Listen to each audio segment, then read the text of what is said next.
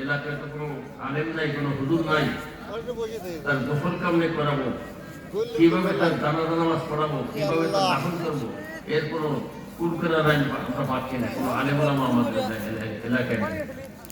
মসজিদ কমিটিদের সব উনি গেছেন, যাওয়ার পরে তাকে গোসল করাইয়া কাফন কাফন পড়াইয়া জানাজা পড়াই কবরে রাখছে। কবরে রাখতে সময় সরকারি ব্যাংকের একটা কাগজ, কাগজটা পড়ে গেছে কবরের মধ্যে। মসজিদ কমিটিতে সব দেখে কাগজটা উঠতে পারে, ওই অবস্থায় কবরে মাটি দিয়ে কবর ঠিক করা হয়েছে। ব্যাংকে যাওয়ার পরে দেখেন কাগজ, ওই কাগজটা না থাকতে লক্ষ লক্ষ টাকার একটা মামলায় পড়ে যায়, চাকরিও যাবে, জেলও থাকতে হবে।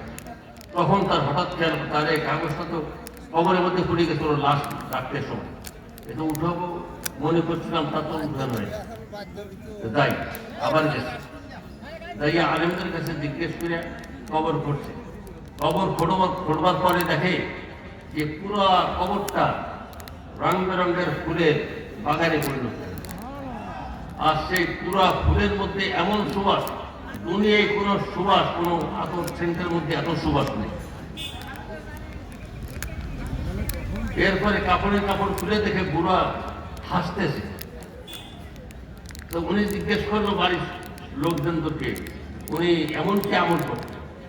যেমন তো তেমন কোনো আমল করতো না, একজন কৃষক লোক ছিল, নামাজ কালাম করতো, লেখাপড়া তেমন দান করতো। বলতে না, দেখো তো কোনো আমল আছে কিনা। তার সর্বশেষ তার বিবি বললো এই কথা, এহুদুর কোনো আমল তো অতিরিক্ত দেখি না, কৃষক মানুষ কি আর আমল করবে, তবে একটা আমল সে নিয়মিত করবে। বলে কি আমল? প্রতিদিন কাজ কাম সারিয়ে এসে বাড়ি যখন ঘুমাতে যাবে, ঘুমের আগে নিজে নামাজ পড়িয়া তারপরে কোরআনে কারিম খুলিয়া কোরআনে কারিমে লাইনে লাইনে হাত বুড়তো আর বলতো, এটা আমার মাওলার কালাম, আমার মাওলা এই কালামের মধ্যে যাহাই বলেছেন সবই সত্য বলেছে। এই কথা বলতো, চোখের পানি শেষে কাঁদত।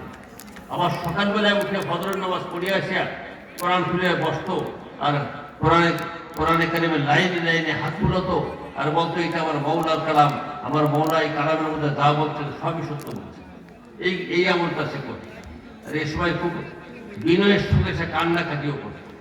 তখন মুন্সি কমিটি সব বলেন যে এই বুড়ার এই আমলটাই আল্লাহর দরবারে এত মকবুল হয়ে গেছে, কোরআনে কারিমের সহবতের কারণে, কোরআনে কারিমের ভালোবাসার কারণে আল্লাহ রাব্বুল আলামিন তার জিন্দেগীর গুনাহ মাফ করে দিয়েছেন, তার কবরকে জান্নাতের বাগানে পরিণত করে দিয়েছেন। আমরা চাই ইনশাআল্লাহ, এরকম চাই, কি বলেন? কে কে চাই ভাই? আল্লাহ তাআলা সকলকে তৌফিক দান করুন। কোরআনে কারিম শিখতে পারি আর না পারি, আজকের থেকে কোরআনে কারিম শিখবার জন্য চেষ্টা করবো। কে কে রাজি? আল্লাহ তাআলা সবাইকে কবুল করে, সবাইকে কবুল করে। হুজুর আসার পর আজ পর্যন্ত কথা বলবো না, মাইক সেটে চললেন।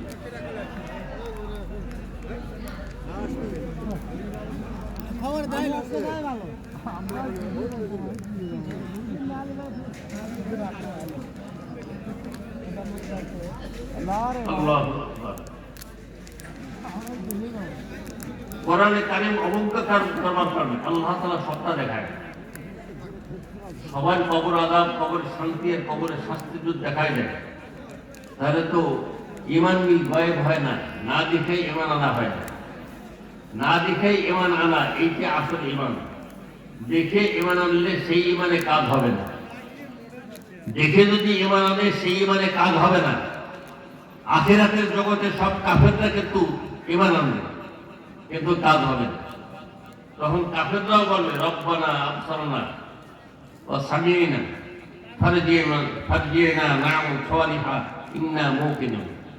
আল্লাহ, সচক্ষে দেখলাম, শুনলাম, আগে বলে মারা যা বলছিল সব সত্য, তোমার নবী যা বলছিল সব সত্য, তুমি কোরআনে কারিমের মধ্যে যা বলছো সবই সত্য। আল্লাহ, এই সচক্ষে দেখিয়া শুনিয়া তারপরে ঈমান আনলাম, ইন্না মুকিনুন, আমরা ঈমান আনলাম। আমাদেরকে একটু ফিরে দেন না দুনিয়ায়, আমরা দুনিয়ায় যদি ফিরে দেন আর জীবনে কোনদিন নাফরমানি করবো না, কোরআনের বিরুদ্ধাচরণ করবো না, কোরআন বিরোধী কোনো কাজ করবো না, কোরআন অবমাননা করবো না। আল্লাহ একটু দেন আমাকে দুনিয়া ফিরে। আল্লাহ তাআলা বললেন না, আর হবে না, আর হবে না। এর বহুত নদী আছে, বহুত। আল্লাহ তাআলা আমাদের সকলকে তৌফিক দান করে। কাজে এই কোরআন কারীম নিজে শিখবো, আমার বাচ্চাদেরকে শিখাবো, আমার নাতি নাতনিকে শিখাবো।